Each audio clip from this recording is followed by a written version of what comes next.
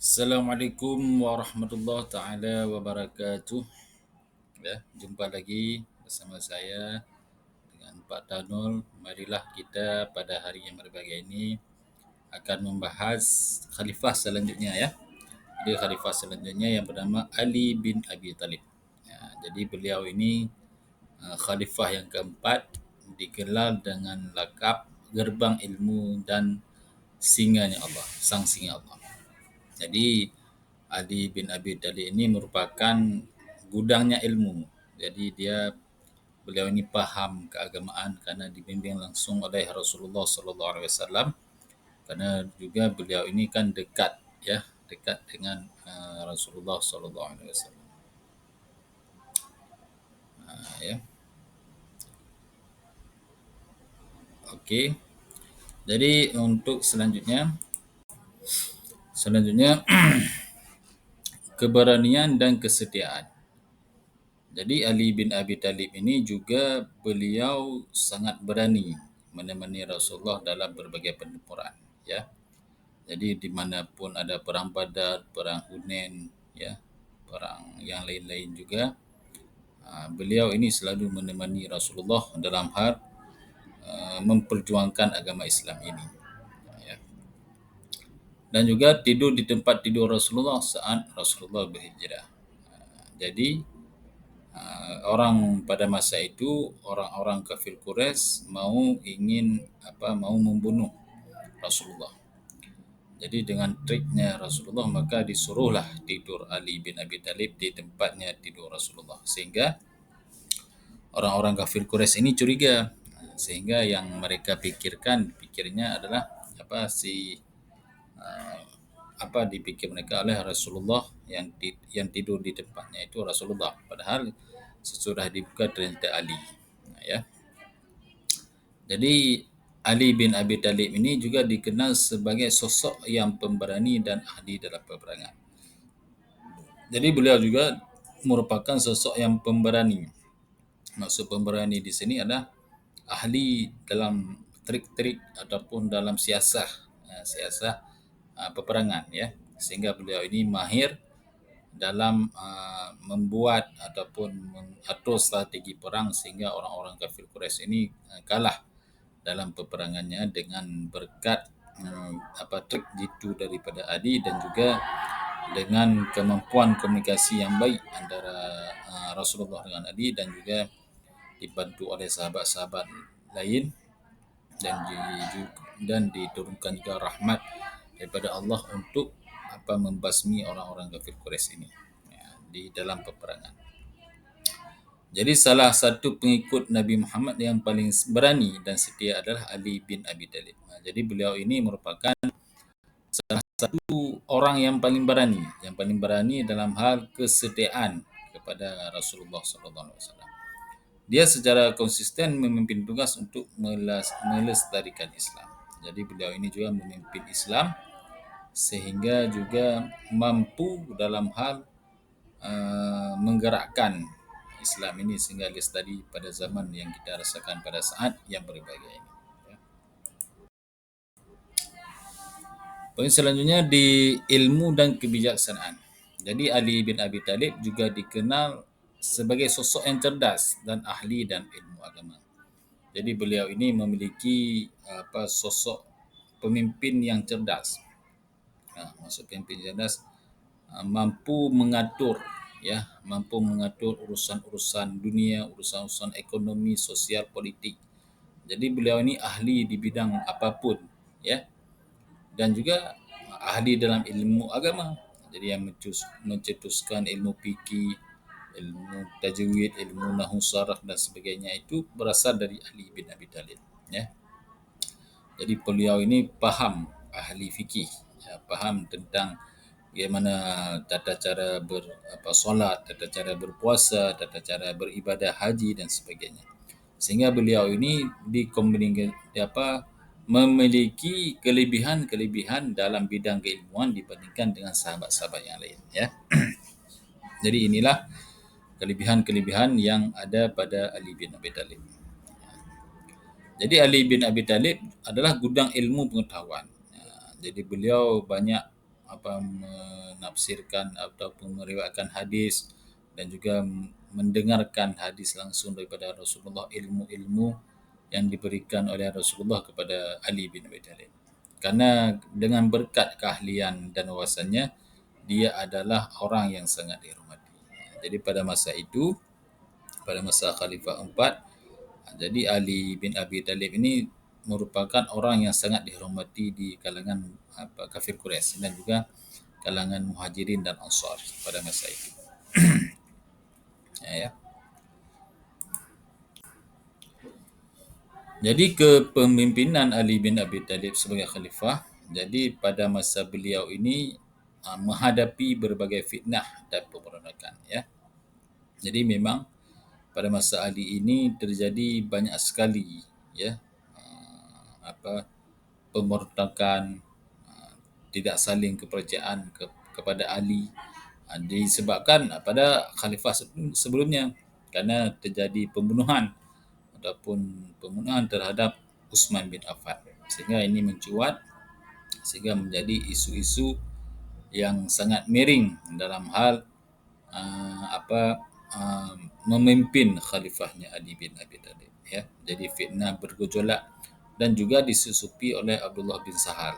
Jadi ini watak orang-orang Quraisy yang memecah belah umat Islam pada masa itu, sehingga orang-orang kafir Quraisy ini sangat tertarik dalam hal membuat orang-orang Islam ini terpecah belah, sehingga mereka kekuatannya itu menjadi kekuatan yang dahsyat pada diri mereka, orang kafir Quraisy, dengan disebabkan orang-orang Islam ini menjadi orang-orang yang saling berkelahi, saling pembunuhan dan saling memberontak, sehingga kerajaan-kerajaan Islam ini runtuh daripada konflik tersebut. Jadi selanjutnya, pencapaian penting pada masa Khalifah Ali bin Abi Thalib ini antara lain, yang pertama, menegakkan keadilan dan hukum Islam, ya. Jadi memang Ali ini dikenal sebagai seorang yang sangat zuhud, ya, sangat zuhud, sangat membenci dunia walaupun beliau menjabat sebagai khalifah, tapi juga tetap menjaga kezuhudan beliau, sehingga beliau itu makan roti seala kadar, roti keras, dan memilih tempat-tempat yang sangat sederhana, ya. Dan beliau juga memiliki anak yang memiliki kerajaan pada masa itu, ada namanya Sayyidina Hasan dan Sayyidina Husin yang terbunuh juga di dalam peperangan, ya. Yang kedua, memerangi kaum Khawarij. Jadi kaum Khawarij ini adalah kaum yang keluar pada masa perang Siffin, ya. Jadi pada masa perang Siffin ini terjadi antara peperangan Sayyidina Ali melawan Sayyidina Muawiyah, ya. Jadi kelompok Ali identik dengan orang-orang Syiah, maka orang yang tidak setuju pada masa itu dengan adanya perdamaian, habitasi kerana orang-orang trik politik daripada orang-orang Muawiyah pada masa itu, Abdul Rahman bin Auf itu mengangkat Al-Quran sehingga terjadi damai, ya. Kerana orang Khawarij ini merasa kurang puas daripada kelompok-kelompok Syiah, maka mereka mendirikan, iaitu namanya Khawarij, orang yang keluar dari barisan Ali kerana membenci Sayyidina Ali pada masa itu, kerana menerima perdamaian yang diajukan oleh pasukan daripada Sayyidina Muawiyah. Yang ketiga, menyampaikan khutbah-khutbah yang penuh hikmah.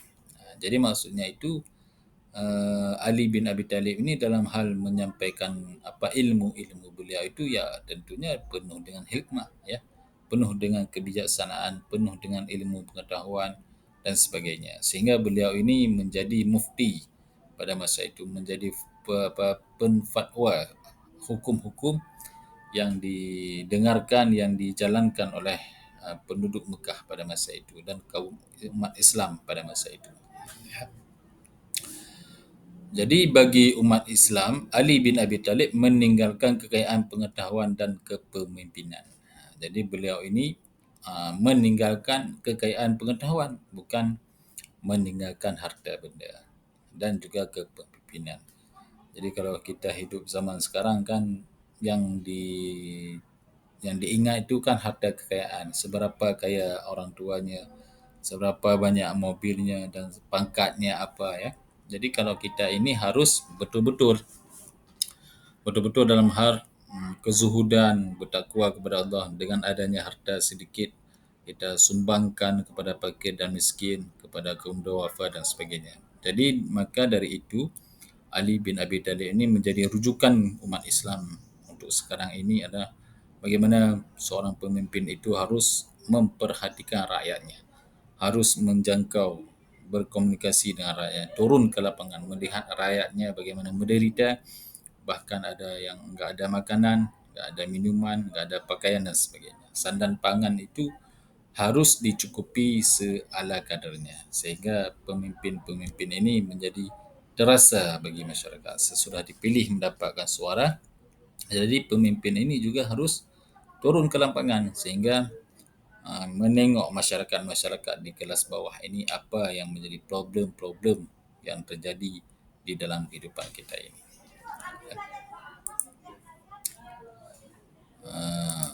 Okey.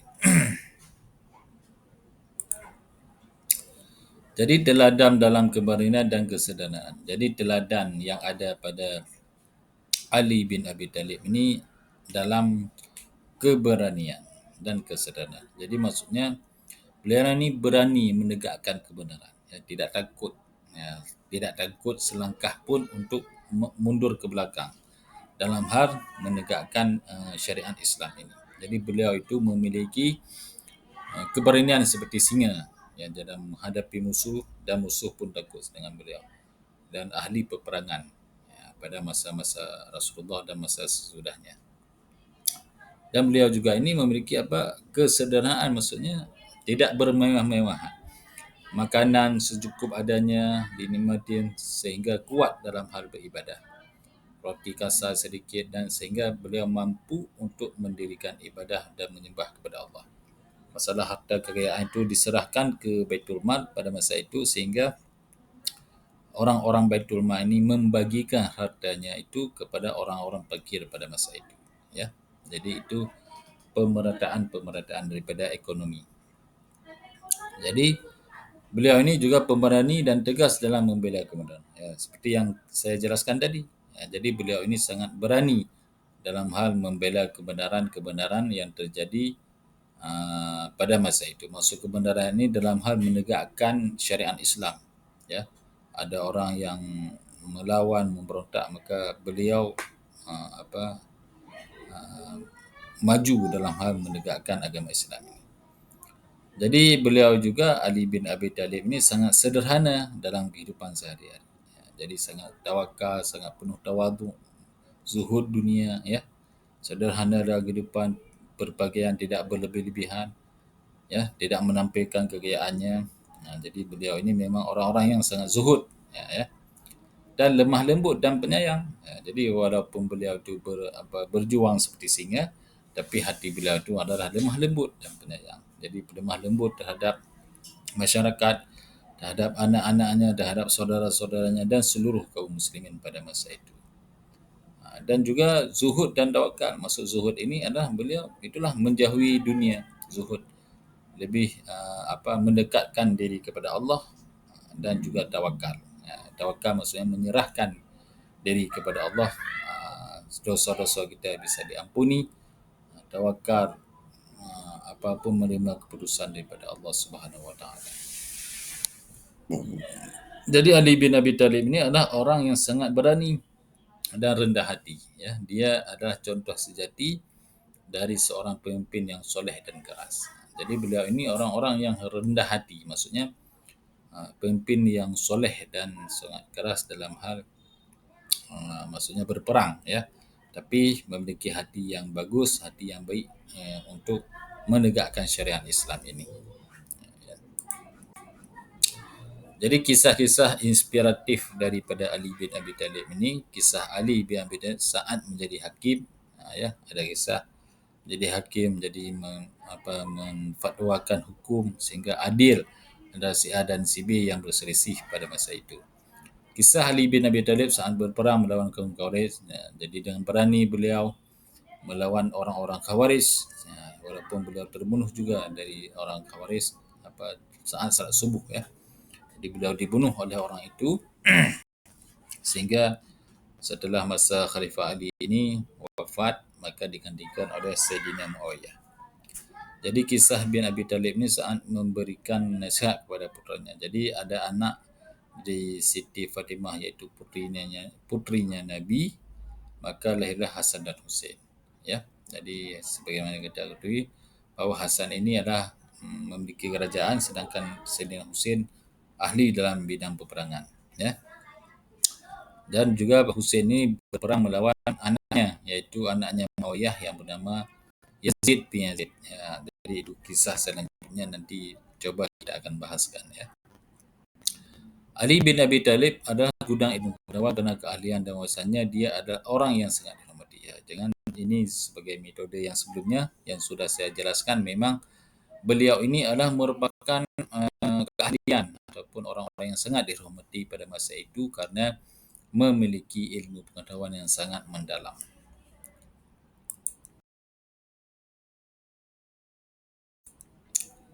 Jadi akhir hayat yang syahid dimakamkan di Najaf, Iraq. Jadi setelah Ali bin Abi Thalib terbunuh, maka beliau itu dikuburkan di Najaf, Iraq sekarang, ya. Jadi sebagai Ali bin Abi Thalib ini meninggal dalam keadaan syahid, meninggal warisan yang sangat berharga bagi umat Islam. Jadi memang yang membunuh Ali bin Abi Thalib ini adalah orang-orang Khawarij, ya. Jadi kelompok yang keluar dari orang-orang Syiah tadi yang sedia membela kepada Ali, jadi mereka tidak terima kerana dilakukan perdamaian dengan Muawiyah, pasukan Muawiyah pada masa itu, kerana terjadi perangnya Siffin, dan sebelumnya juga ada terjadi perang Jamal antara isterinya Nabi dengan Ali bin Abi Thalib kerana kesalahpahaman dalam hal menyelesaikan pembunuhan Sayyidina Uthman bin Affan. Ya.